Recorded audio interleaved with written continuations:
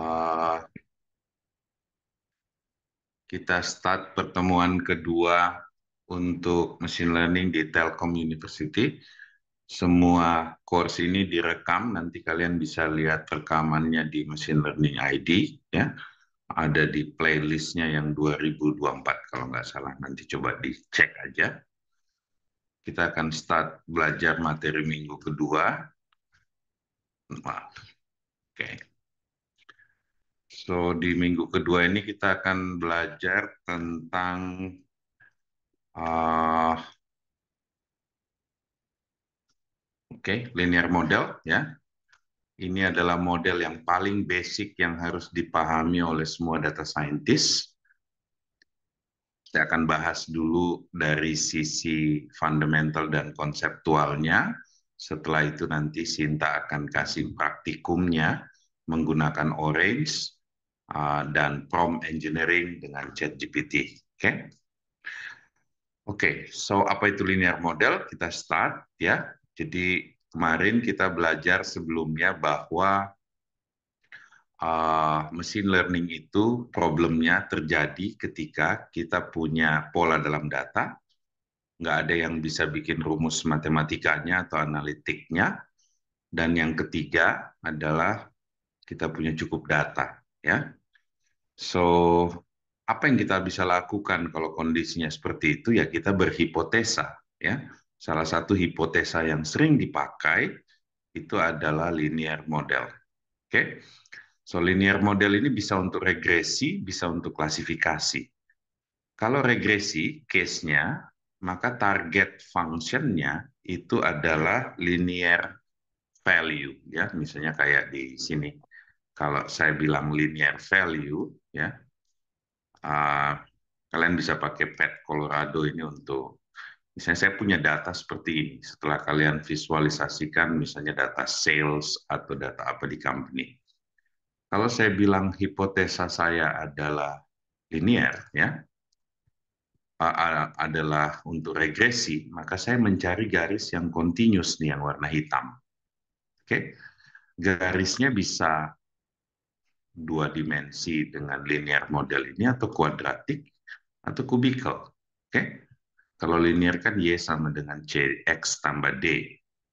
Kalau ini BX kuadrat tambah CX tambah D. Kalau ini AX pangkat 3 tambah BX kuadrat tambah CX tambah D. Oke, ini tetap linear model. Kenapa? Karena linearitasnya itu kita lihat terhadap parameternya, yaitu ABCD. Oke, bukan terhadap X-nya. Ya. Jadi kita ngelihat linear hipotesa itu berdasarkan apakah nilai target Y, ya, itu linear terhadap parameter ABCD kalau di sini. Oke? Kalau kita sebut klasifikasi, biasanya kita mengacu pada bahwa target function yang bukan linear function yang warna hitam ini, tapi kategorikal. Itu yang kita sebut klasifikasi. Misalnya saya pengen mengklasifikasi suatu data, apakah data itu anomali atau tidak. Nah, itu klasifikasi, artinya target function-nya kelas atau kategori. Kalau regresi, target function-nya adalah linear function, bisa linear, kuadratik, maupun kubikel. Oke? Bagaimana machine learning bekerja, minggu lalu kita udah bahas bahwa dia cari nilai residualnya yang paling minimum. Kita akan formalize model linear ini di pertemuan ini. Oke, so linear regresi. Target function-nya adalah linear function. Anggap saya punya observasi sebanyak N, ini kita sebut data atau observasi, dan target value-nya Tn, kalau tadi di Pet Colorado itu nilai Y-nya, ya. Nah, Tn-nya ini harus continuous kalau dia regresi, ya. So, intinya adalah kalau saya punya target function Tn, saya bilang bahwa konstruk fungsi Y sebagai fungsi prediktif, ya, yang kontinu, ya, sebagai nilai prediksi atau aproksimasi dari T. Oke? Dalam bahasa probability, kita sebut bahwa find model prediktif untuk distribusi PTX. PTX ini adalah probability, conditional probability, T given X. Oke? Ini hanya bahasa orang matematik. Ya, kalian harus punya understanding-nya. Kalau kalian udah biasa dengan ini, ya kalian biasanya ada data di sini ya. Kalau lihat di ada data Titanic, housing, oke. Kalau kalian lihat di Titanic misalnya, waktu saya drag dari Titanic itu data info, di sini ada yang disebut target. Kalau dia targetnya categorical, ini artinya case-nya nanti adalah klasifikasi, oke. Tapi ada juga nilai yang misalnya housing, target function-nya itu regression, gitu ya. Ya, di sini numerical target variable, artinya kita bisa lakukan regresi dengan contoh data dari housing di United States. Oke, nanti kalian bisa lihat datanya dengan data table. Oke, nanti Sinta akan ajarin supaya kalian bisa lakukan semua yang dilakukan di Orange menggunakan Python. Oke, saya lanjutkan materinya. Jadi kalian udah ngerti di sini bahwa kalau regresi itu target function-nya adalah nilai kontinu, kita cari suatu fungsi yang mendekati target function tersebut. Target function itu datang dari data. Oke, saya lanjutkan untuk regresi. Nah, kalau saya sebut linear model, ya, linear model itu artinya basis fungsinya itu linear. Ya, nanti kita akan pelajari beberapa konsep matematik di sini, tapi jangan intimidated sama math. Kalian bisa nanti tanya ke ChatGPT apa sih bentuk, apa sih penjelasan yang lebih mudah tentang ini ya, bias varian, linear regresi dengan Bayesian dan lain-lain. Oke, ini saya cuma pengen tunjukkan bahwa banyak pendekatan ya untuk membuat linear model untuk regresi. Tapi mungkin di pertemuan ini kita fokus ke linear basis function. Kita nggak akan bahas Bayesian, itu topik yang advance di matematik atau di computer science. Kita start dengan yang simple linear basis function yang disupport di Orange. Oke, kalau untuk yang Python base, kalian nanti bisa pakai yang scikit-learn. Ya. Di scikit-learn, linear model itu udah menjadi bagian dari scikit-learn. Ini linear modelnya, ini untuk regresi, ini untuk klasifikasi. Oke, jadi ada dua di sini di scikit-learn. So, linear basis function ini adalah persamaan matematiknya atau formal definisinya dalam bahasa matematik bahwa fungsi prediksi Y punya parameter W. Parameter W-nya itu bisa didefine oleh suatu fungsi basis, sering juga disebut kernel, ya. Psi, di sini yang ada buletan, terus ada garis itu psi. Kalau saya bilang sigma J sama dengan 0 M minus 1 WJ dan lain-lain, ini kalau dijabarkan, ini jadi kayak polinomial. Seperti di PET Colorado tadi, ya, anggaplah A, B, C, D-nya ini, itu adalah nilai W. Ya. Selama nilai W-nya linear terhadap Y-nya, kita sebut linear model. Oke?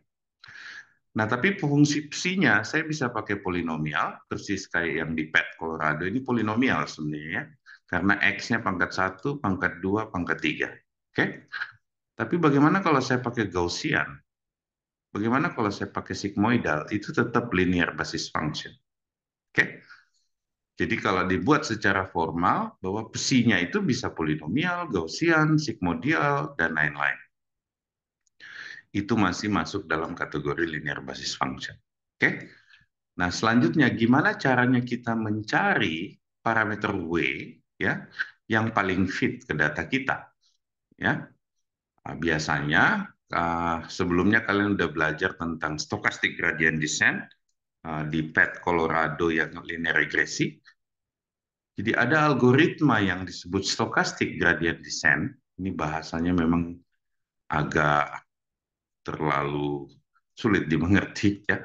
Tapi ya stochastic gradient descent itu algoritma ya. Ini contoh saya kasih misalnya data seperti ini misalnya. Ya, ambil yang inilah. Oke. Yang disebut stochastic gradient descent, dia bilang define satu error function. Apa itu error function? Perbedaan antara target function T yang tadi ya, di sini sumbu Y-nya, dengan nilai prediksi dari garis prediksi. Kita sebutnya residual. Contoh nilai prediksinya itu nanti begini mungkin. Ya. Oke, contoh. Maka coba cari square residual, kalau saya jumlahin harus paling kecil jumlahnya. Ya. Algoritma stochastic gradient descent, di sini disebut best fit line, itu akan find bahwa yang paling kecil nilai total residualnya adalah yang warna merah. Ya, nilai A-nya 3,54 plus 31 plus 1. Oke, algoritma yang bekerja di sini disebut stochastic gradient descent. Gimana formal matematik? So, stochastic gradient descent sering disebut least square, ya. Jadi least square ini memang agak kompleks nih matematiknya, ya. Dia anggap bahwa suatu target function itu adalah fungsi prediksi yang kita cari y ditambah noise atau Gaussian noise, ya. Dia pisahin antara deterministik, misalnya ini yang kita cari itu y plus satu noise, oke. Dan dia membuat analisis dengan pendekatan ini, ternyata bahwa kalau saya bilang sum of square error atau residualnya ED, maka kita bisa mencari nilai minimum ED yang ini, ED di sini, ya. Bagaimana cara mencarinya? Nanti kita pelajarin iterasinya seperti apa. Tapi intinya dia define dari pemisahan deterministik plus Gaussian bahwa anggap noise-nya itu Gaussian. Oke?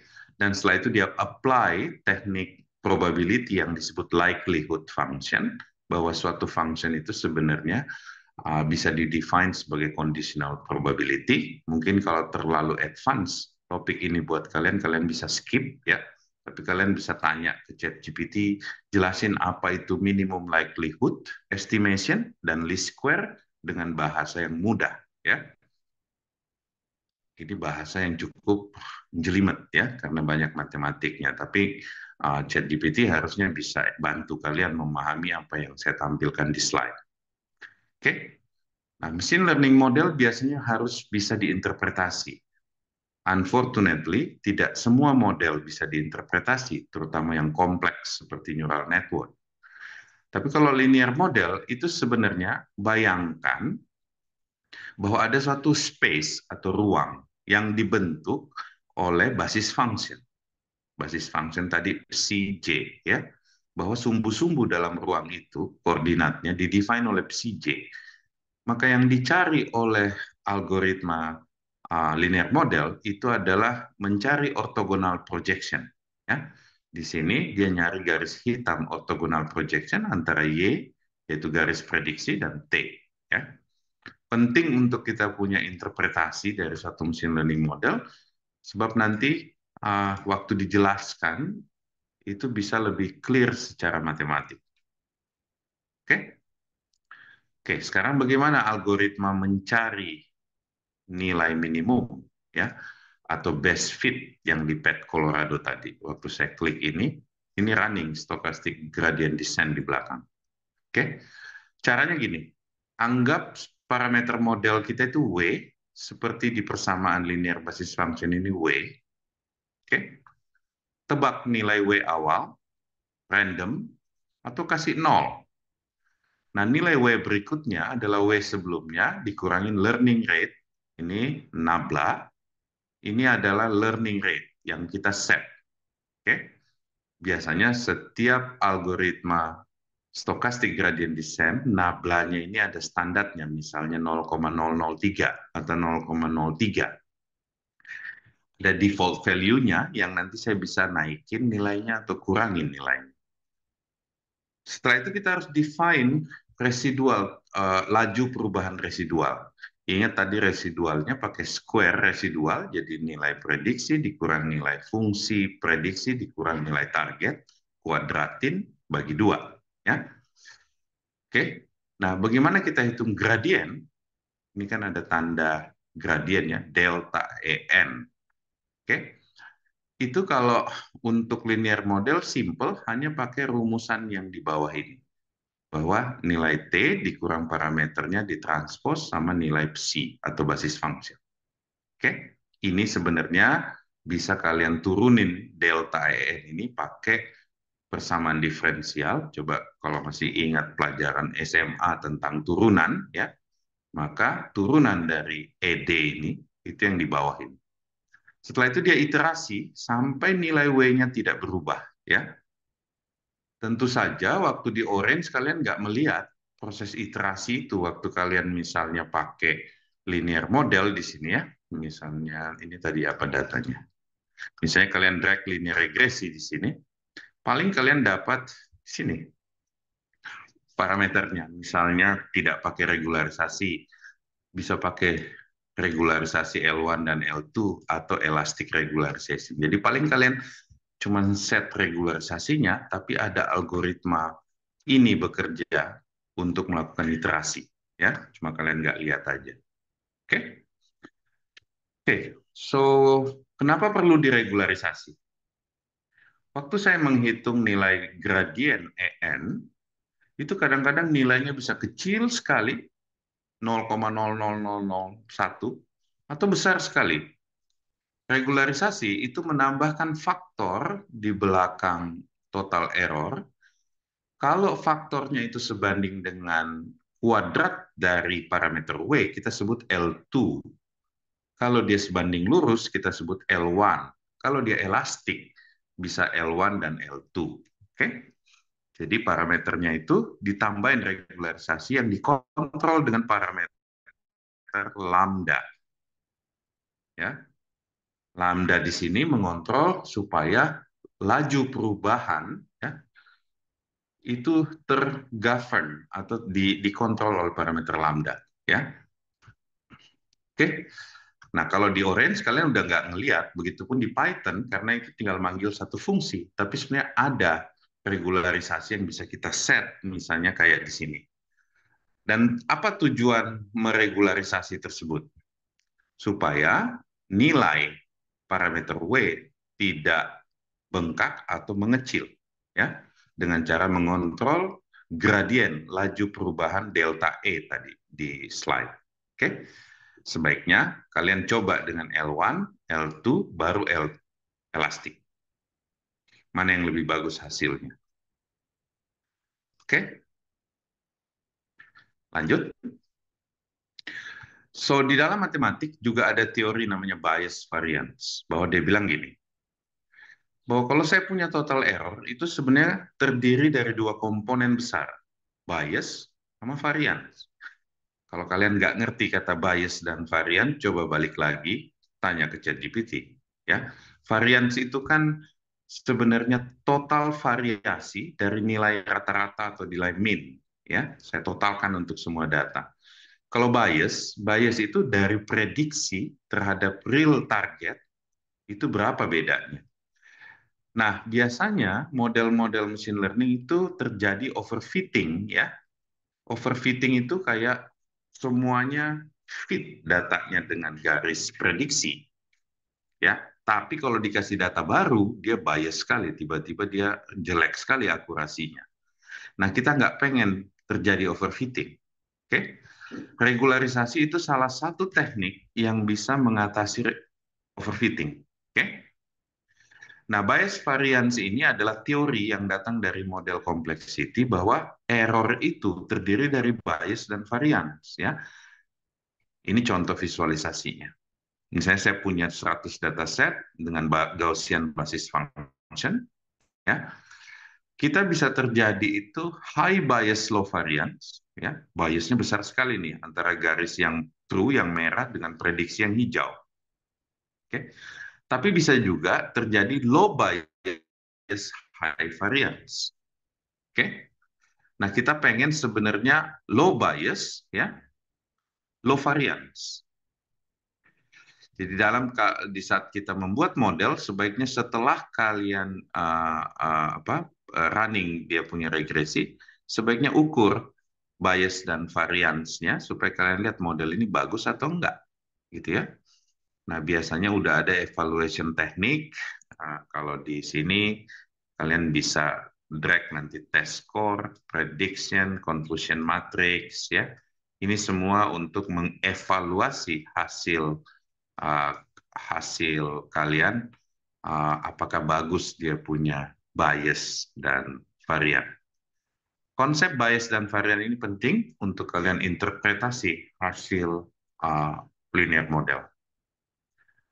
Oke, saya lanjutkan. Sekarang bagaimana saya pakai linear model dengan fungsi basis tadi untuk klasifikasi? Apa bedanya klasifikasi dan regresi? Itu target functionnya categorical. Oke, so apa yang terjadi kalau misalnya y-nya di sini, nilai y-nya itu adalah kategori, ya. Jadi bukan continuous value nilai y-nya, karena ini case-nya untuk klasifikasi.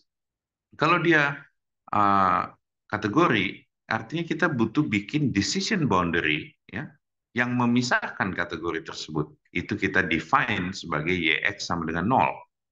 Oke?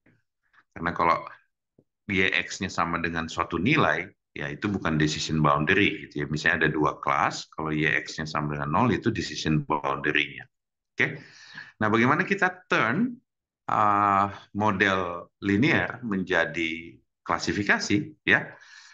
Ya, misalnya ada K-1 classifier, ya. Kalau misalnya cuma dua kelas, kita sebut binary classification, ya. Nah, kita harus bisa define nilai Y-nya sebagai fungsi diskriminan atau fungsi pembeda. Bahasa matematiknya itu seperti ini, ya. Kalau kalian nggak senang sama matematik, ya berusaha supaya at least bisa membaca persamaan matematik, ya. Nggak usah membuktikan, ya, berusaha untuk supaya tetap bisa balik ke matematik at least sebagai pembaca, gitu ya. Karena tidak ada bahasa lain yang bisa kita pakai untuk jelasin ini ke semua orang, ya. Kalau saya pakai bahasa Korea, orang Indonesia nggak jelas. Bahasa Inggris, orang Korea nggak bisa, ya. Ya, the best is matematik, oke? Okay? Hanya dengan matematik kita punya universal language. So, untuk klasifikasi, maka nilai Y-nya ini harus dibuat kategorikal, ya. Anggaplah ada suatu matriks W besar, ya. Oke, sebagai YX sama dengan W transpose T, maka kita harus bisa bikin supaya nilai Y-nya ini adalah kelas. Maka dikasih indeks YK. Oke. Setelah itu, error function-nya pun harus kita define ulang. Oke, untuk klasifikasi. Makanya disebut linear discriminant function. Oke, di sini kalau di scikit-learn, di sini ada linear discriminant function, ya. Biasanya mereka combine dengan teknik-teknik dimensionality reduction kayak LDA, ya. Ini salah satu yang sering dipakai. Nanti kalian coba baca-baca dokumentasi ini, jangan dihafalin karena kalian selalu bisa minta ke ChatGPT. Ini udah informasi yang common. Oke? Jangan terjebak dalam kompleksiti matematiknya, kalian bisa skip setelah kalian baca, ya. Yang penting kalian lihat, oh gini caranya. Oke? So, untuk klasifikasi, misalnya saya punya dua kelas, oke, yang merah dan biru, maka yang dicari adalah decision boundary. Bedanya apa dengan regresi? Ya, bedanya pasti di definisi errornya, ya. Nah, fungsinya tetap fungsi linear, ya, di sini. Bisa juga kuadratik ataupun polinomial, tapi dia mencari decision boundary di saat nilai y sama dengan 0. Oke, bukan merah atau biru. Oke, yang sering dipakai namanya Fisher discriminant, Fisher linear discriminant. Ini definisinya, ya. So, Fisher itu membuat algoritma untuk memilih suatu proyeksi yang maximize pemisahan kelas. Oke, kalian bisa skip ini kalau terlalu kompleks matematiknya, tapi kalian bisa minta lebih detail ke ChatGPT, jelasin dalam bahasa Indonesia apa itu Fisher discriminant linear. Saya kasih intuisinya supaya kalian bisa paham. So, kalau saya punya dua data, merah dan biru, yang terdistribusi seperti ini, dan saya pengen classify, mencari decision boundary, yang dilakukan oleh linear diskriminan itu adalah proyeksi data ini menjadi plot distribusi dalam bentuk histogram. Okay? Histogram itu memplot jumlah count atau frekuensi data terhadap nilainya. Kalau saya proyeksi mungkin seperti ini, gambarnya sebelah kiri. Oke, nah yang disebut linear, Fisher linear diskriminan, maximize itu adalah algoritma untuk memaksimalkan pemisahannya. Kenapa yang sebelah kiri jelek? Karena bercampur antara merah dan biru. Kenapa yang kanan bagus? Karena maksimum pemisahan. Oke, jadi semua yang dijelaskan oleh matematik di sini itu sebenarnya pengen menjelaskan ini, ya. Nanti kalau ini juga belum terlalu jelas buat kalian, nanti ada PR dari Sinta untuk nonton video di StatQuest supaya dijelasin bagaimana linear diskriminan bekerja untuk klasifikasi. Intinya adalah proyeksi dia ke dalam satu sumbu ortogonal dalam bentuk distribusi dan maksimumkan pemisahannya. Oke? Intuisi ini lebih penting buat kalian. Matematik adalah formalization dari intuisi, tapi intuisi ini penting supaya kalian bisa menggunakan model klasifikasi linear diskriminan dengan baik. Oke? Ini nanti ada hubungannya dengan perceptron learning algorithm yang akan kalian pelajari di neural network. Saya skip untuk sekarang, ya. Tapi perceptron learning algorithm itu sebenarnya seperti linear diskriminan. Nanti kita akan pelajari di pertemuan akhir mengenai neural network. Oke, so kita udah selesai dengan linear model. Sekarang kita bahas gimana implementasinya di Python dan Orange, ya. Kalau di Orange di sini ada model, ya, model linear regression, oke, logistic regression ini untuk regression, ya. Linear dan logistik ini beda hipotesis, ya. Jadi kalau kalian ambil regression di sini itu logistic regression, artinya fungsinya bukan basis function linear. Oke, tapi dia juga punya kurva fit. Kurva fit ini kalian bisa bikin expression-nya, ya. Kalian bisa fit data kalian dengan satu expression matematik yang kalian define sendiri. Dia nggak punya model classification yang Fisher, ya, tapi kalian bisa pakai model-model lainnya. Oke, nah kalau pakai Python, baca dokumentasinya, di sini ada user guide-nya, jangan hafalin, nanti kalian bisa minta code-nya, misalnya coba implement rich regression untuk klasifikasi bla bla bla bla bla bla, ya. Nanti dia generate code yang seperti ini. Tapi sebelum kalian bisa prompt, saran saya baca dokumentasi. Oke? Lihat apa fungsi hipotesanya, bentuknya gimana, terus apa nama methodnya, apa nama regularisasinya, supaya kalian waktu prompting ke ChatGPT itu clear promptnya, ya. Ini udah knowledge yang basic, datanya banyak di internet, jadi harusnya ChatGPT lebih tidak berhalusinasi waktu kasih kalian code untuk dijalankan di Kaggle atau di Google Colab. Oke? Biasanya kalian butuh spend waktu nanti jadi PR kalian untuk lihat satu-satu. Ya, misalnya ini. Linear regresi. Jadi ada model koefisiennya ini, ya, definisi errornya pakai square residual. Ternyata code-nya cuma from SK, learn, import linear model, linear regression, fit, ya. Jadi cuma satu fungsi fit. Tapi waktu dia panggil fit, di belakangnya itu running stochastic gradient descent yang tadi kalian belajar, ya. Dan pasti ada parameter-parameter bisa kalian set untuk membuat dia bisa diregularisasi. Oke. Selanjutnya dia bilang rich regression dan klasifikasi. Apa bedanya dengan yang di atas tadi? Dia kasih faktor regularisasi di belakang. Karena dia sebanding dengan pangkat 2 dari W, ini termasuk L2 regularization. Oke, kalau di sini L2 itu kita set di sini L2. Oke, Balik.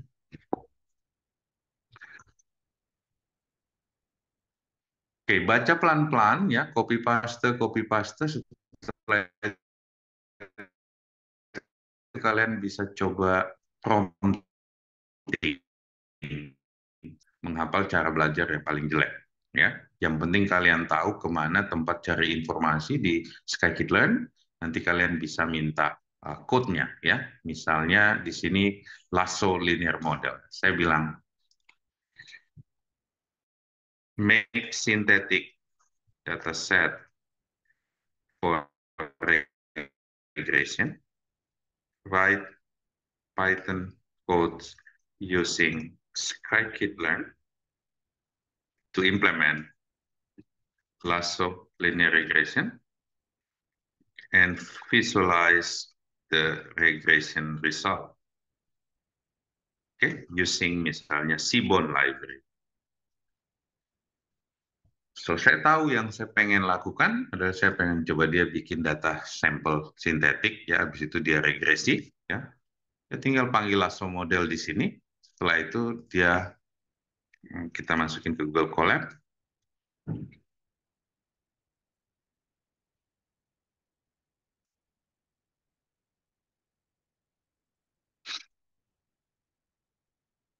Bisa juga pakai Kaggle ya. Lihat, kalau ada yang perlu diinstal, biasanya Escalern sudah ada di Colab, jadi tinggal di-connect aja. Kalau misalnya Escalern-nya belum terinstall, kalian harus tambahin code untuk instalasi pip install Escalern. Harusnya di Google Colab sudah terinstall ya. Oke. Oke, dia generate synthetic data, dia initiate lasso regression ya. Habis itu dia visualize. Oke.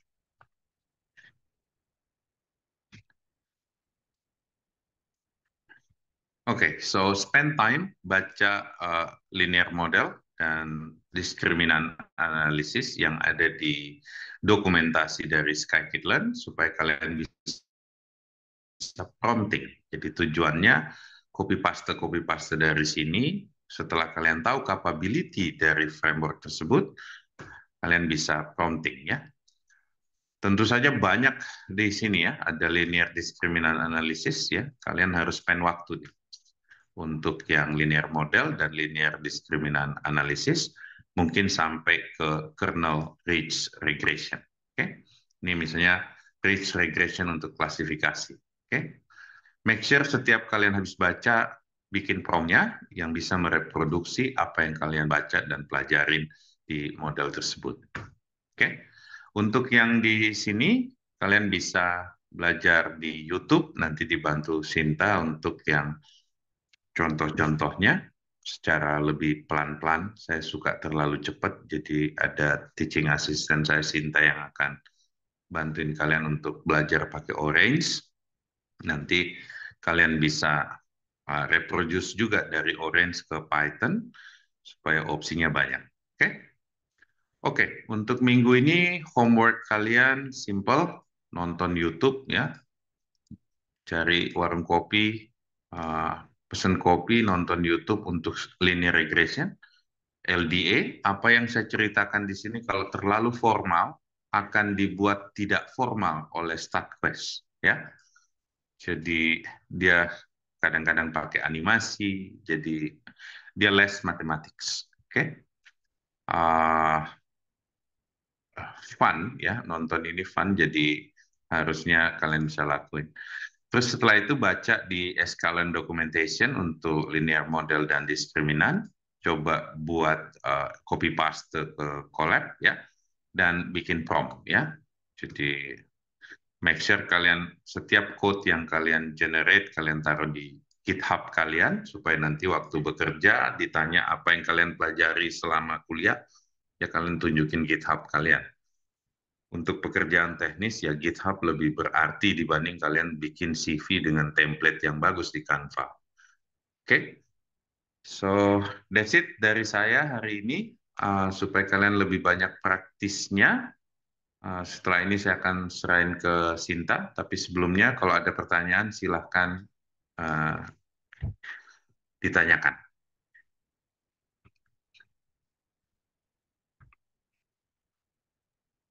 Cukup jelas ya.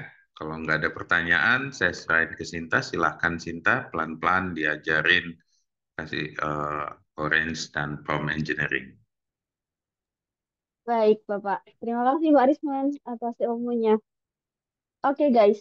Kita mulai sesi praktikalnya. Silakan teman-teman disiapkan Orange data mining-nya, dibuka. Saya akan share screen, dan kita akan mengerjakan secara bersama-sama. Oke, sudah siap semuanya untuk praktikal Orange data mining-nya? Dengan teman-teman mengerjakan bersama di sesi perkuliahan ini, teman-teman akan mengurangi tugas teman-teman di luar jam perkuliahan. Yuk, ketikkan sudah di kolom chat jika sudah ready.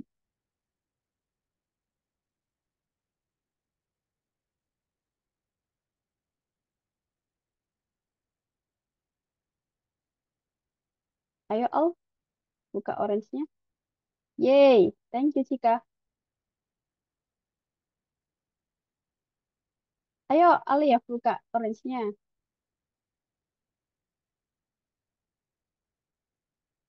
Oke, sambil menunggu teman-teman yang lainnya, yang pertama tentu saja yang kita butuhkan adalah dataset.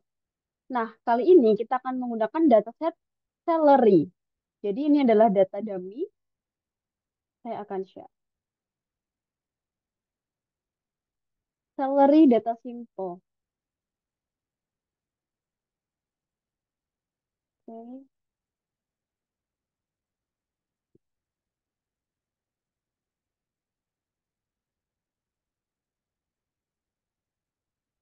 saya taruh di kolom chat. Silakan diunduh.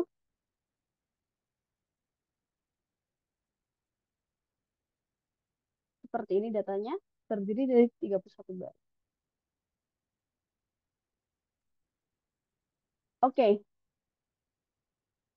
ya, ini filenya. Saya sudah unduh. File CSV itu seperti ini ya, guys. Jadi, comma separated value. Jadi, nilainya dipisahkan dengan koma. Ini years experience, comma salary. Jadi, kolom pertama years experience, kolom kedua adalah salary. Yang ini juga 11,56, sorry.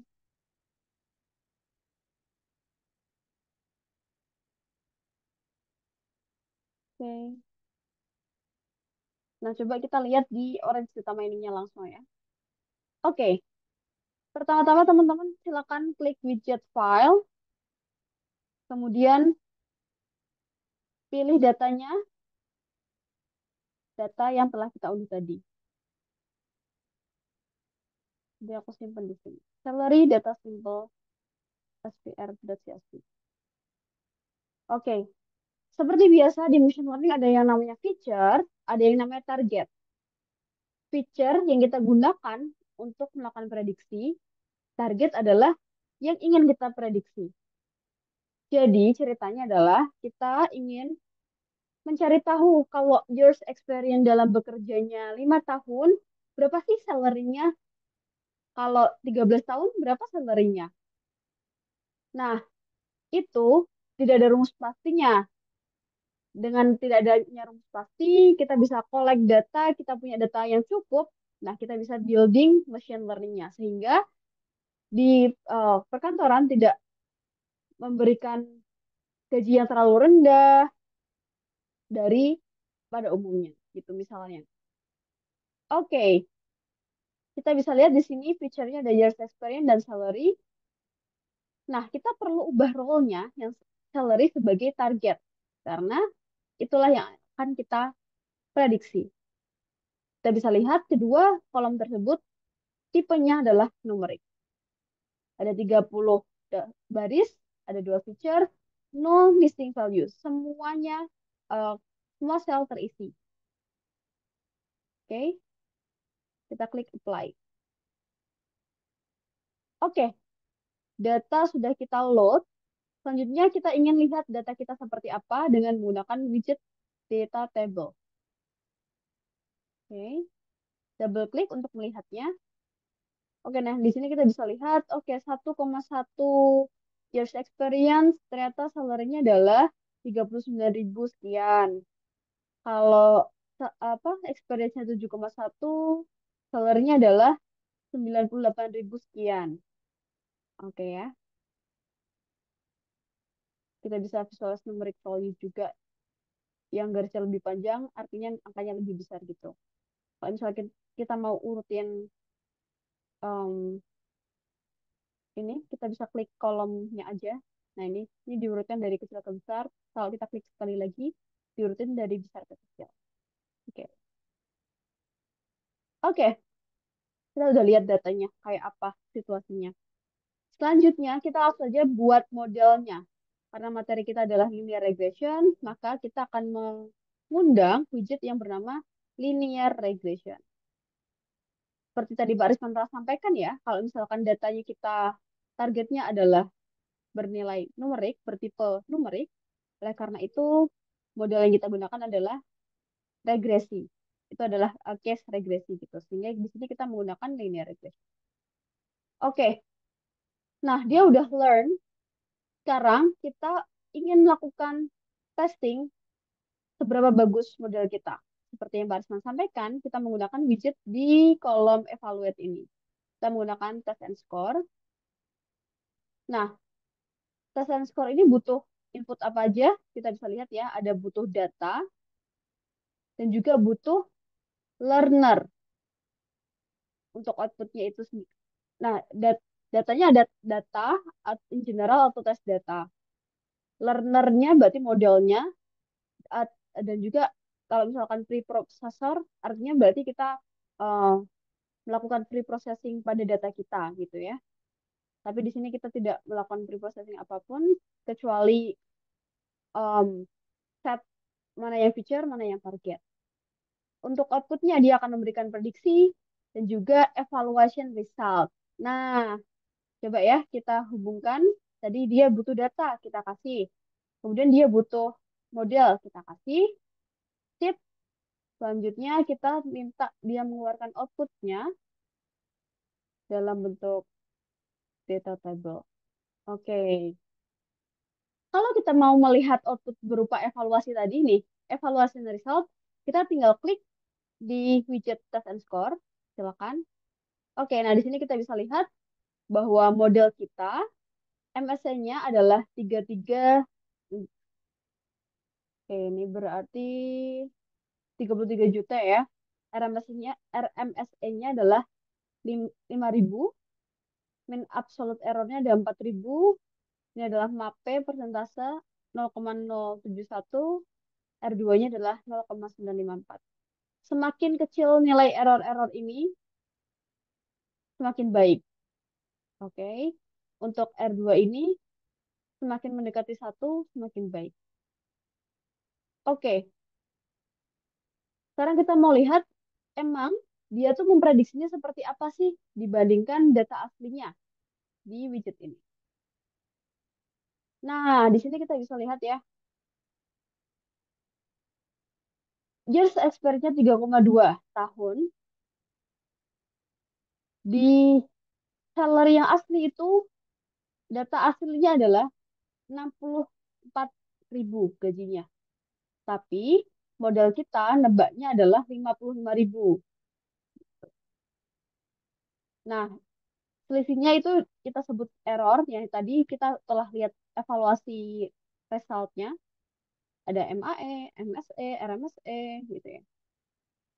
Contoh lagi, 10,3 years experience. Dia nebaknya orang dengan pengalaman kerja selama 10 tahun, gajinya adalah 12.000 sekian. Tetapi ternyata actual datanya adalah 12.000 sekian. Nah, ini selisihnya dikit, errornya kecil. Gitu. Oke deh, ini untuk Orange Data Mining Building Model. Nah, di sini kita bisa coba double klik di garisnya ya. Klik garisnya. Nah, di sini kita mintanya menampilkan prediksi dari modelnya ke tabel. Oke, nah sekarang kita masuk ke sesi coding, yang mana kita akan dibantu oleh ChatGPT untuk mempermudah kita dalam belajar code. Jadi, tidak perlu khawatir. Oke, langkah pertama, ini aku akan show ke teman-teman terlebih dahulu. Ini yang akan kita buat.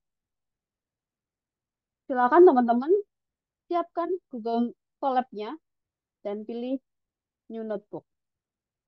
Buka colab.research.google.com ya kan. Kemudian,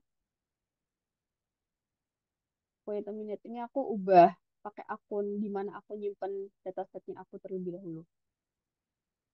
Nah, teman-teman, hmm, berarti langkah pertama teman-teman nih harus taruh dataset CSV-nya ke Google Drive terlebih dahulu ya. Di sini aku udah simpan dataset yang aku pakai di Google Drive aku. Silakan teman-teman, saya tunggu. Ketikkan sudah di kolom chat jika sudah, sehingga kita bisa jalan bersama-sama dan mengurangi beban teman-teman di luar jam kuliah.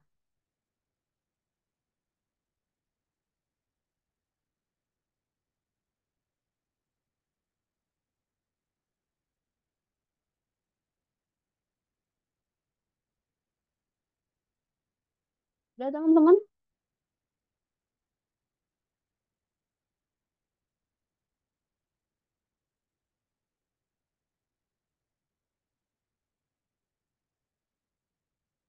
Pakai Kaggle boleh Kak? Boleh. Bebas. Ada yang suka pakai Google Colab, ada yang suka pakai Kaggle, boleh dipersilakan.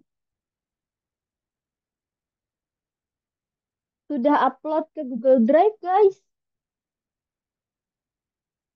Kak Axel David, halo.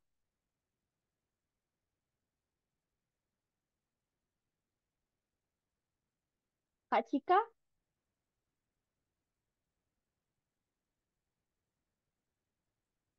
apakah? Oke, mantap, guys. Kita langsung saja klik New Notebook. Oke, kemudian seperti biasa, siapkan chat GPT-nya. Kita kasih judul, ini adalah pelajaran mengenai linear regression on salary prediction.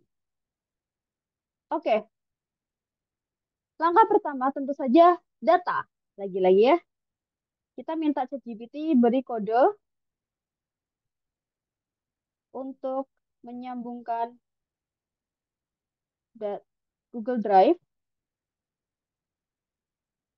dengan Google Colab. Oke, aku taruh promnya di kolom chat, silakan. Oke, nah di sini kita dapat code-nya.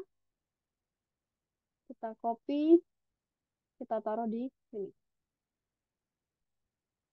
Nah, kita disuruh mount. Kita klik run.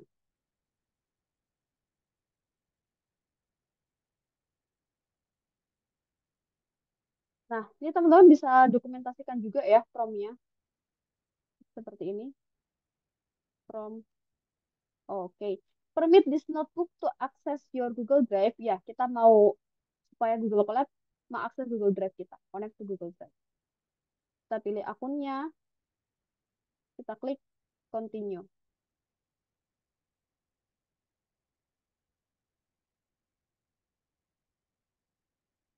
Oke, ini saya taruh prompt chat GPT-nya.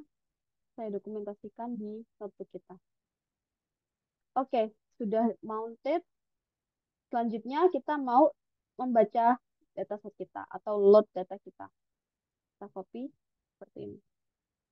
Kita menggunakan Pandas untuk load data kita. Kita namakan data frame kita sebagai data.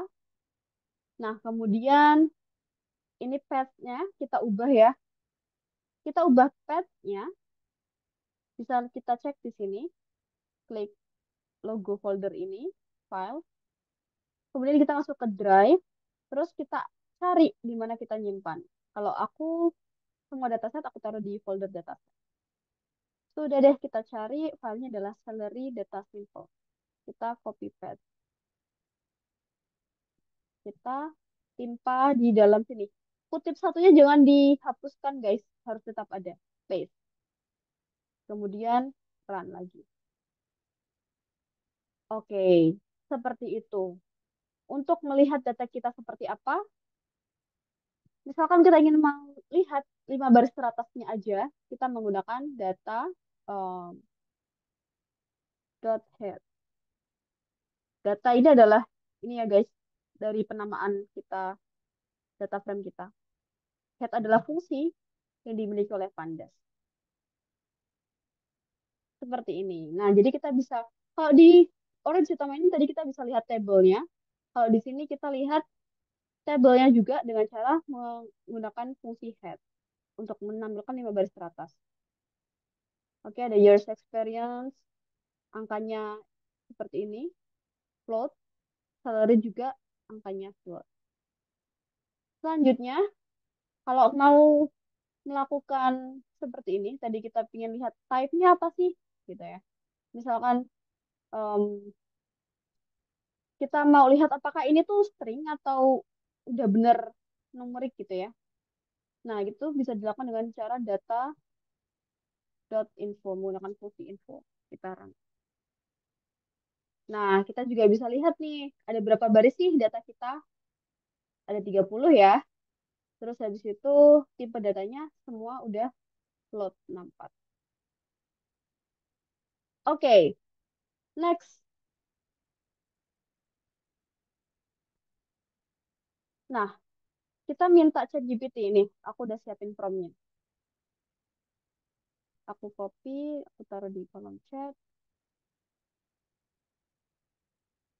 Aku dokumentasiin juga di sini. Oke, kita tanya ChatGPT. Ingin membuat model linear regression dengan dataset salary data simple underscore spr.csv. Bagaimana tahapannya? Nah, selain dia memberikan penjelasan step by step-nya, dia juga memberikan code-nya. Oke, asik. Kita bisa simpan dokumentasikan ini. Teman-teman harus baca dan juga pahami. Ini karena keterbatasan waktu, aku cukup kopikan saja. Jangan lupa nanti teman-teman rapihkan. Oke, kemudian kita bisa ikuti. Yang pertama tentu saja kita copy library yang kita butuhkan. Basically, kalau machine learning engineer gitu, biasa mereka taruh semua library di atas, di paling atas. Kita bisa ikuti. Nah, di sini kita tadi udah run untuk library Pandas, sehingga di sini kita bisa hapuskan saja. Karena kita udah import Pandas gitu, guys. Nggak usah berulang untuk melakukan import library. Kita run. Di sini ada library sklearn. Nah, sklearn ini seperti yang tadi Pak Rizwan sudah show, kita bisa import model, kita mau pakai linear regression ya, sehingga kita tinggal panggil library-nya aja gitu. Terus habis itu untuk melakukan evaluasi, kita bisa menggunakan MSA, tadi ada juga ya di Orange, di sini. Di sini ada evaluasi MSA, RMSA, MAE, dan sebagainya. Kalau yang dikasih ChatGPT di sini adalah MSA. Ada juga fungsi trend test split. Jadi di dataset kita yang isinya 30 baris, kita bisa split sehingga ada sebagian data yang kita gunakan untuk train dan ada sebagian data yang kita gunakan untuk memastikan evaluasi seberapa bagus model kita, yaitu kita jadikan data tersebut sebagai data test. Oke ya. Nah, di sini ada juga matplotlib. Jadi kalau misalkan di sini tadi dijelaskan tahapannya ya, ada memvisualisasikan kalau misalkan kita ingin melihat hasil prediksi kita. Nah, visualisasi itu bisa menggunakan library matplotlib. Jadi gampang ya guys, tinggal undang library-library aja. Nah, disuruh persiapan data, kita udah tadi ya, udah load data kita.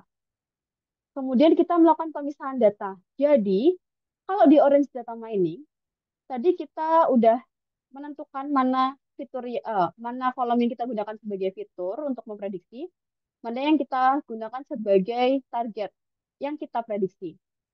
Nah, di Python, penulisannya adalah seperti ini. Kita kopikan. Oke, pemisahan data. Oke, kita run. Jadi X-nya adalah fiturnya, kemudian Y-nya adalah targetnya. Oke, kemudian kita mulai masuk ke pembuatan model. Nah, tadi juga di show Pak Risman. Jadi untuk membuat model itu barisnya sedikit. Kita tinggal panggil linear regression gitu ya. Kemudian kita panggil fungsi fit. Basically itu. Nah, di sini ada juga untuk melakukan splitting data. Ini ada X, X, Y, Y. Seperti tadi, bahwa kita perlu data untuk training dan data untuk testing. Sehingga ada nih baris di kolom X yang kita jadikan sebagai data train, ada baris di kolom X yang kita jadikan sebagai data test. Sama halnya di kolom Y, ada kolom, ada baris di kolom Y, ini ya, kolom Y. Beberapa baris kita jadikan sebagai data train, ada beberapa baris untuk kolom Y juga yang kita jadikan sebagai data test. Kita panggil fungsinya tadi train, test, split. Jadi kita split mana yang sebagai data train, mana yang sebagai data test. Kemudian datanya diambil dari X sama Y yang udah kita define di atas. Mana tadi? Oh, ini X sama Y. Kemudian test size-nya mau berapa? Ini adalah persentase, artinya adalah 20% dari data yang kita miliki, yaitu totalnya 30 baris.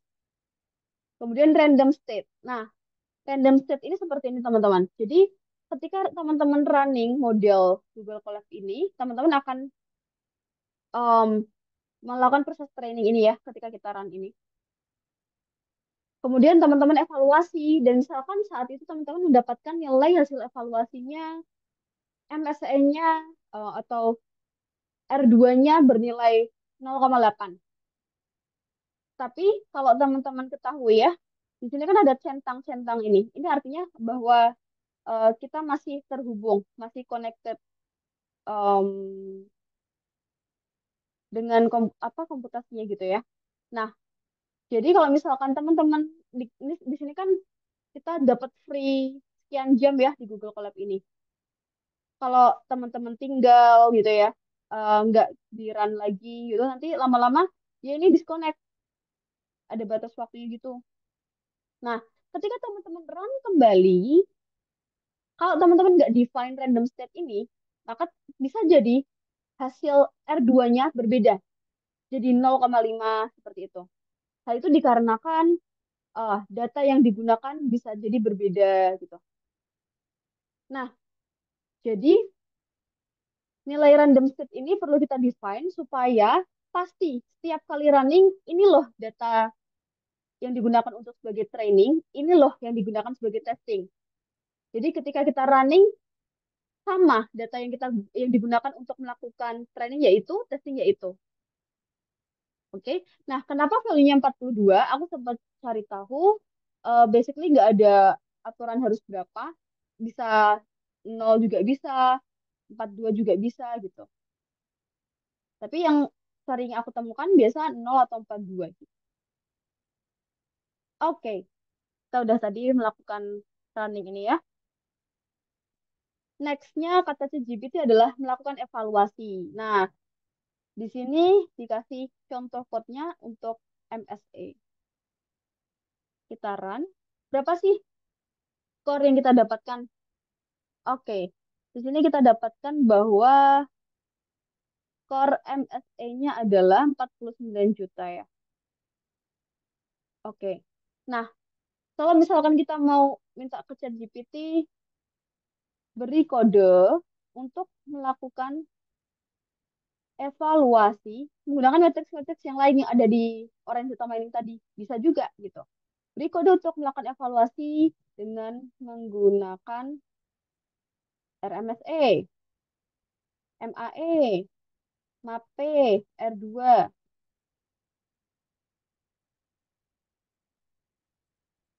Aku copy promnya ke chat. Oke, di sini dia kasih code-nya, kita copy, kita paste. Oke, ini dia pakai sklearn ya. Ini ada MSE, MAE, R2 score, ada NumPy. Untuk menghitung RMSE-nya, ya, jadi dia membandingkan antara Y-testnya dengan Y-prediksinya. Jadi, nilai aslinya berapa sih dibandingin dengan dia memprediksinya berapa? Si model ini memprediksi nilainya berapa? Sama juga MAE juga, dia menggunakan fungsi MAE tentunya. Dia bandingkan antara Y-test dengan Y-prediksi. MAPE. Nah, di sini dia define suatu fungsi gitu untuk menghitung MAPE dan juga ada R2. Kita run. Oke, nah di situ kita sudah dapatkan hasilnya.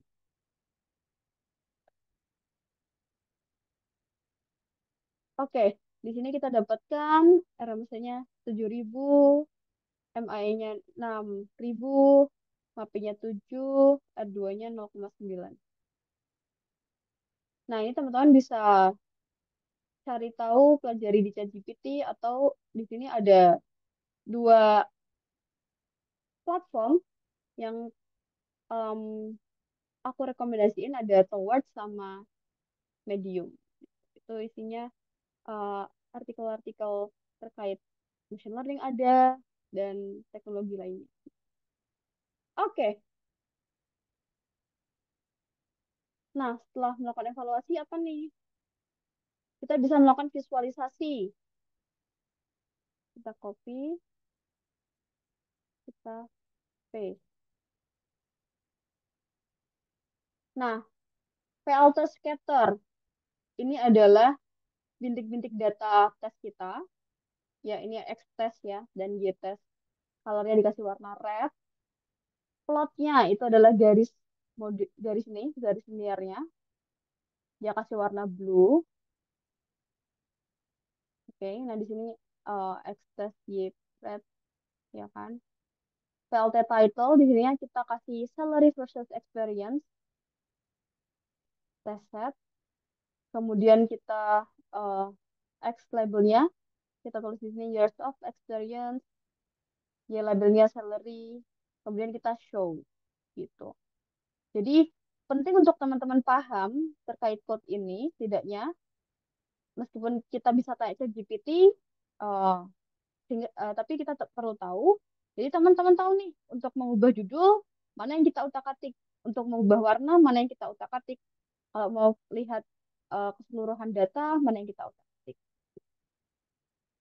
Oke, atau bisa juga kita tanya ke GPT.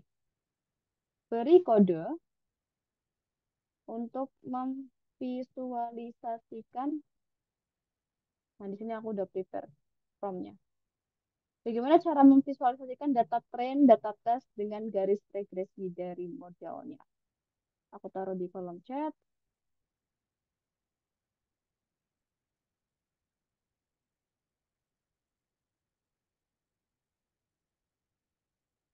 Oke,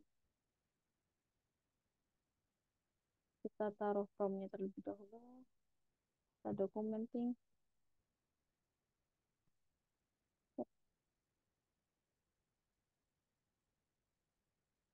Kita copy code-nya. Nah, oke, aku mungkin izin random call ya guys. Halo Cika. Halo Kak, Oke, tadi kita udah import library Matplotlib kan ya?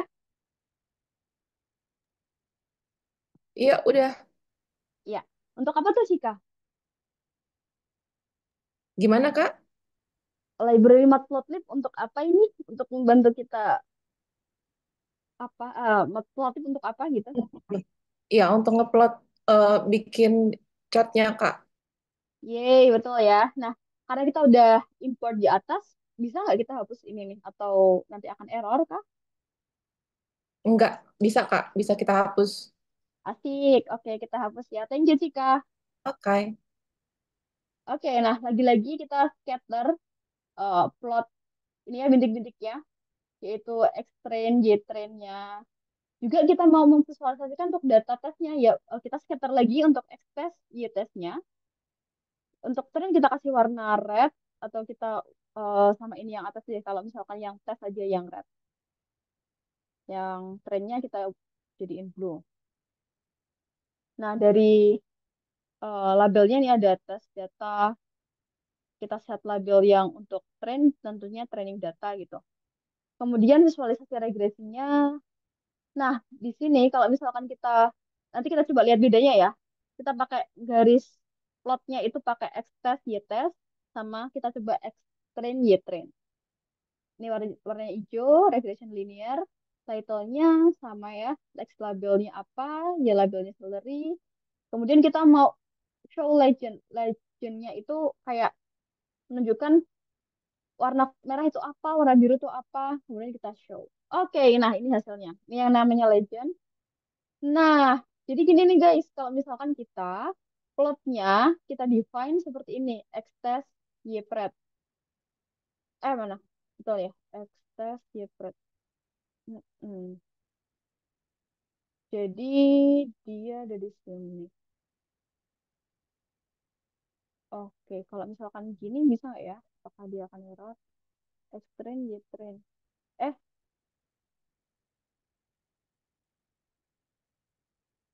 ups, berarti udah betul yang tadi ya. Kita undo.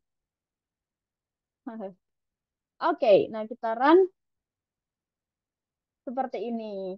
Jadi yang biru adalah dia data untuk dia belajar, yang merah adalah hasilnya.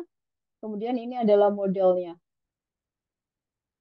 Oke, next kita juga mau melakukan visualisasi itu melihat kalau emangnya si model ini memprediksi ketika si pekerja itu 1,1 tahun years experience, dia tuh nebaknya tuh berapa sih gajinya dan emang data aslinya berapa gitu kan ya. Oleh karena itu kita minta ChatGPT seperti ini prompt.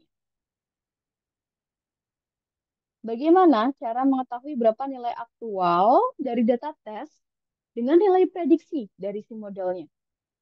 Aku taruh di kolom chat, aku taruh di chat GPT.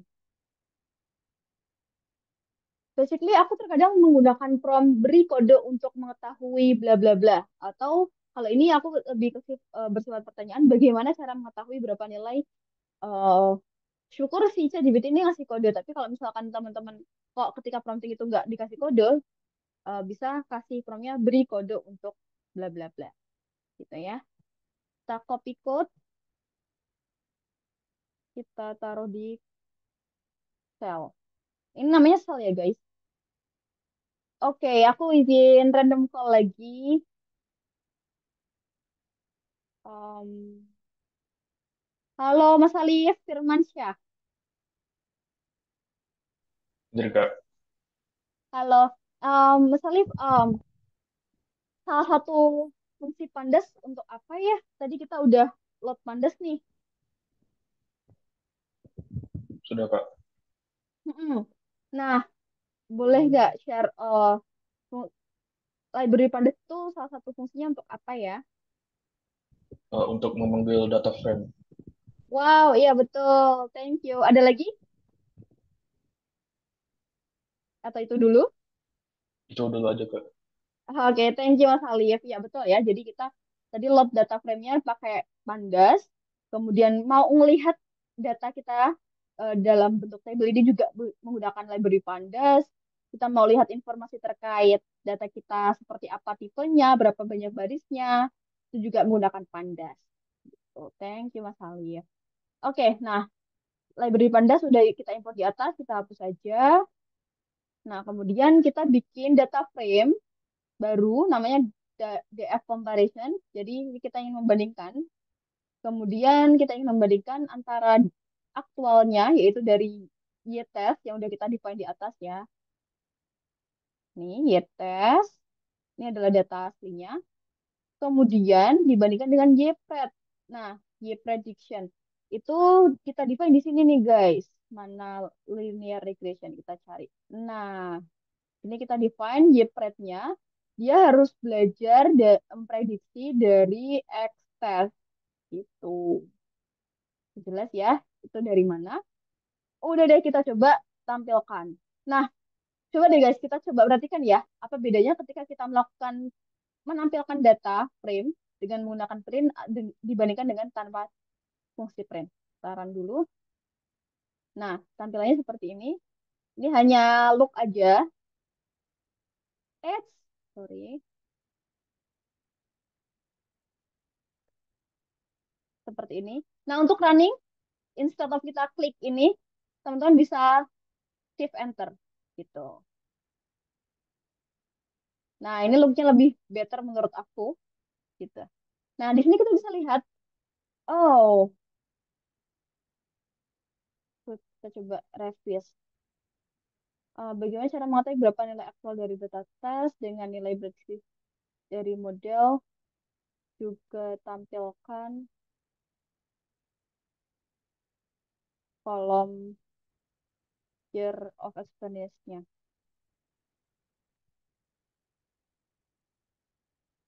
Nah, penulisan kolomnya harus sesuai nih guys dengan data kita. Ini, years experience. Dan tampilkan kolom H,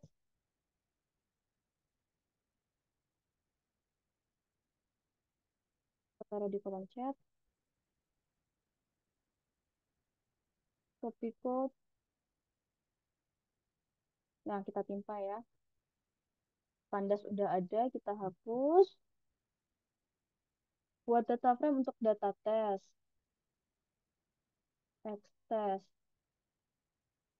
Tambah kolom aktual.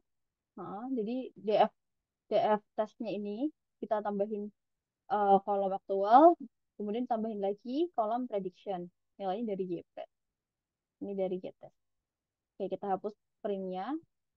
Untuk look aja. Running dengan shift enter. Oke, nah di sini dia nebak bahwa ketika suatu pegawai dengan year experience 9,6 tahun, nilainya itu 11, berapa ini? 115.000. Tapi actualnya adalah 112.000. Ya, selisih berarti berapa? 3 ribuan gitu ya. Kemudian kalau yang years experience 4,9 tahun, dia memprediksi gajinya 71.000 nih. Ternyata actualnya adalah 67.000 dan seterusnya. Nah, kita kan buat machine learning model untuk membantu kita ya untuk memperkirakan berapa sih salary-nya dengan years experience tertentu. Kita minta ChatGPT. Nah, ini aku udah siapin prompt-nya. Bagaimana cara menginputkan data baru dan meminta supaya model memberikan prediksi dari data yang kita masukkan. Aku taruh prompt-nya di kolom chat.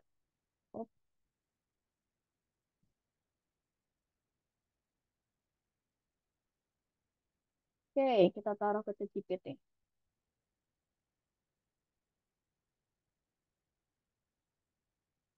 Oke, kita dokumentin terlebih dahulu prompt-nya.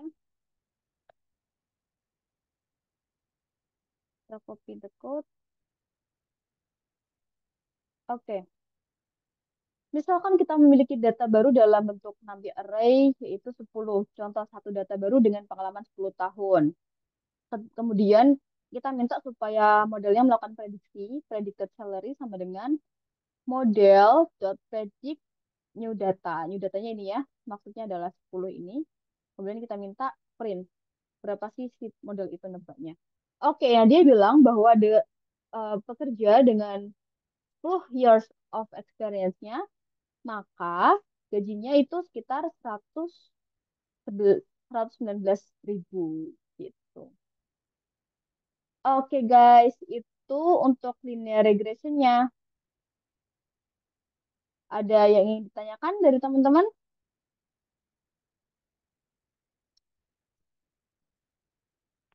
Oke, aku mungkin izin tanya ya guys, apakah ada error atau ada yang ketinggalan gitu ya? Dari Kak Cika, adakah yang ketinggalan Kak? Aman, Kak, bisa follow. Yay, thank you. Tadi Mas Alif? Aman, Kak. Oke, thank you. Mas Axel, ada yang perlu aku ulang, ketinggalan Kak? Aman, Kak.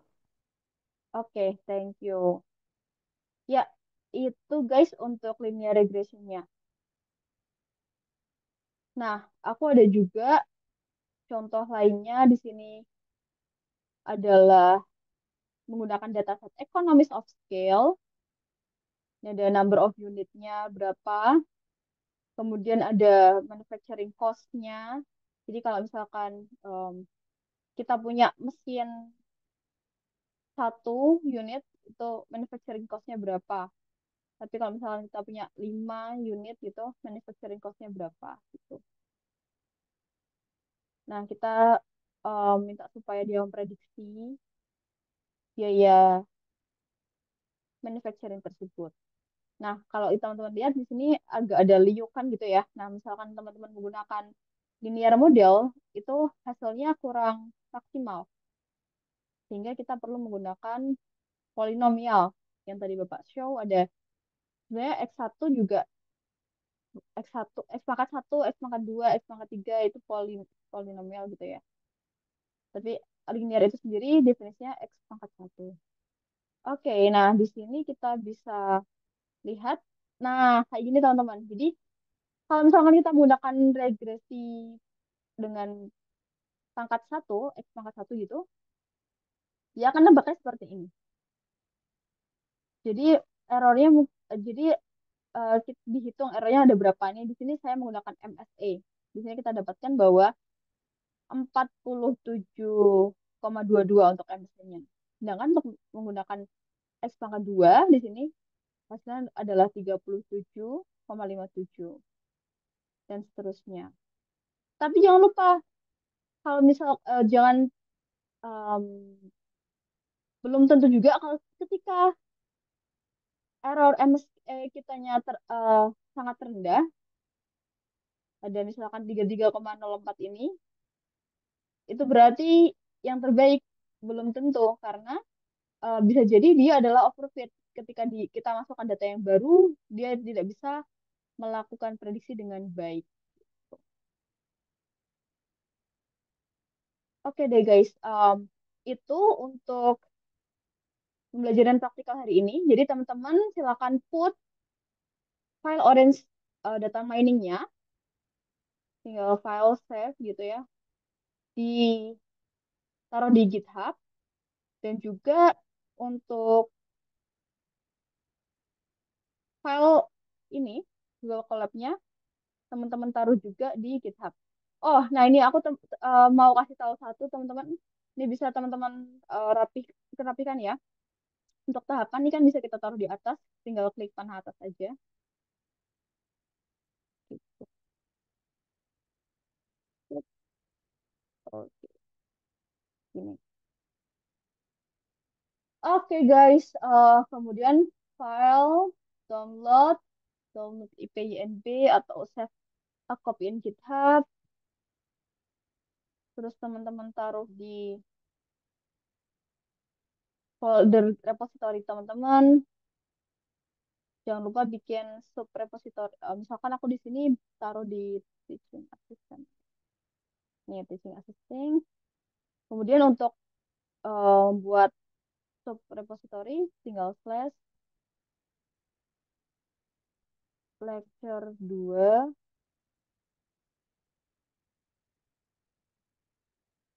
linear regression. Klik OK.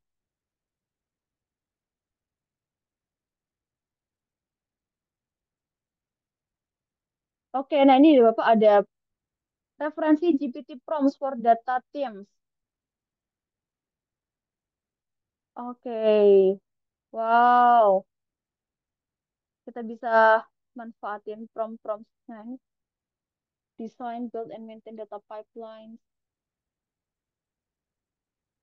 I want you to act as a fake data generator. I need a data set that has X rows, nah, and Y columns, insert column names. Nah, jadi si ChatGPT-nya perlu nih kita kasih berapa jumlah barisnya, berapa jumlah kolomnya, dan juga names-nya apa, sehingga nanti dia bisa generate hasil yang sesuai kita inginkan, gitu.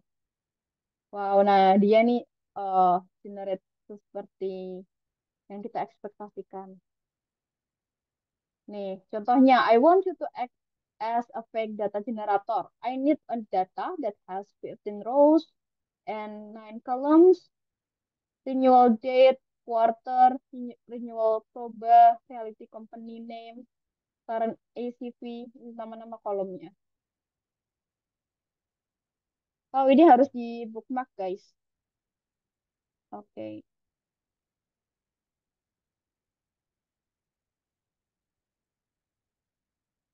Oke.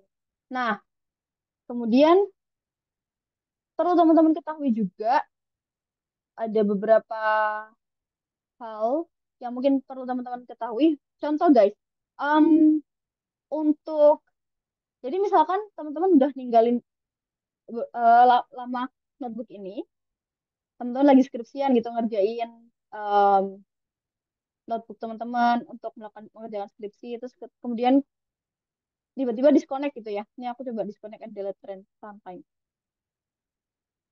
Nah, instead of teman-teman running satu persatu, klik satu persatu gitu, teman-teman bisa klik ini runtime, run all.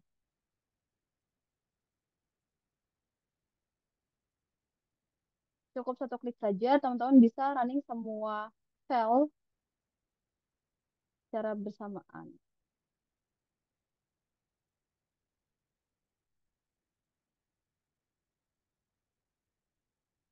Oke,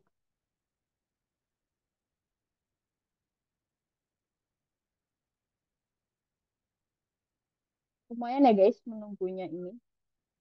Nah, udah gitu. Informasi yang kedua, ada run after, run before. Itu sama halnya, jadi teman-teman bisa running secara satu kali klik doang di cell yang kita inginkan. Jadi misalkan tadi udah disconnect semua gitu, kita mau running yang atasnya dulu gitu, yang atasnya cell ini. Jadi tinggal klik runtime, run before gitu. Yang atas di run, yang bawah enggak. Nah, itu sangat bermanfaat sekali untuk nanti teman-teman melakukan skripsi. Kemudian, ada yang perlu teman-teman ketahui juga, ada change runtime type. Nah, di sini teman-teman bisa ubah ke T4 GPU tuh guys. Ini free loh. Ada juga TPU. Teman-teman bisa memanfaatkan kedua ini untuk mendapatkan kecepatan komputasi yang lebih ya dari CPU. Gitu. Misalkan aku pakai T4 GPU, kita klik save. Nah, kita bisa run kembali. Runtime, run all. Connect ke Google Drive lagi. Coba kita bandingkan apakah betul lebih cepat.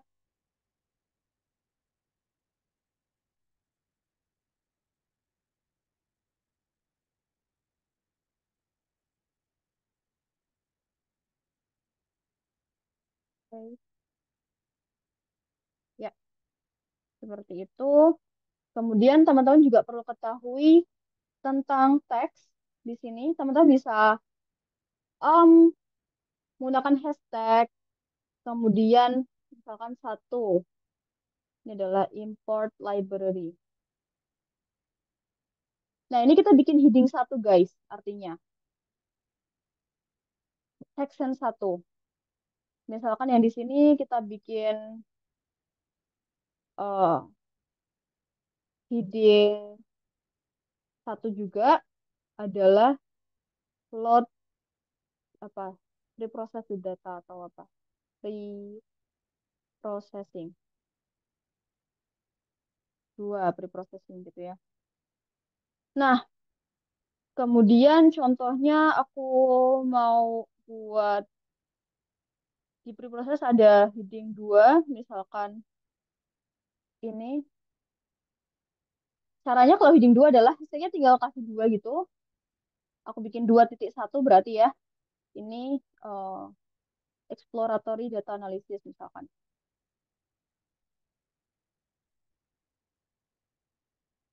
Yes. Nah, buat apa sih kita perlu ketahui ini? Jadi guys, nanti ketika teman-teman melakukan skripsian, itu file teman-teman tuh bisa panjang sekali. Nah, untuk menuju ke suatu hal yang kita inginkan yang bawah-bawah itu, perlu effort untuk scrolling. Nah, instead of kita melakukan hal itu, scrolling terus gitu ya, kita bisa menggunakan heading ini sehingga akan terbentuk list di sini. Nah, ajaib guys.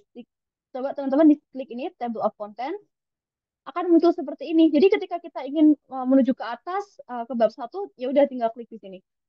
Oke. Mau ke section 2, seperti ini. Gitu. Oke. Semoga bermanfaat guys. Jadi untuk tugas 2 seperti yang tadi Bapak sudah mention, ada tugas nonton StatQuest dan juga taruh Orange data miningnya, taruh ininya di GitHub. Nanti aku akan detailkan di slide tugas yang ada di group description WhatsApp. Oke. Aku juga udah kasih komen ke tugas teman-teman di Excel-nya. Mungkin teman-teman bisa cek. Batasnya untuk setiap tugas adalah 2 minggu. Teman-teman ada waktu untuk mengerjakan. Have fun guys. Karena ini adalah perlu waktu cukup untuk bisa memahami gitu ya. Oke, mungkin aku cukupkan sekian. Terima kasih semua sudah menghadiri pertemuan kita di pagi hari ini. Kita bisa lanjut di kolom di itu ya, di next week. Thank you all. Bye bye.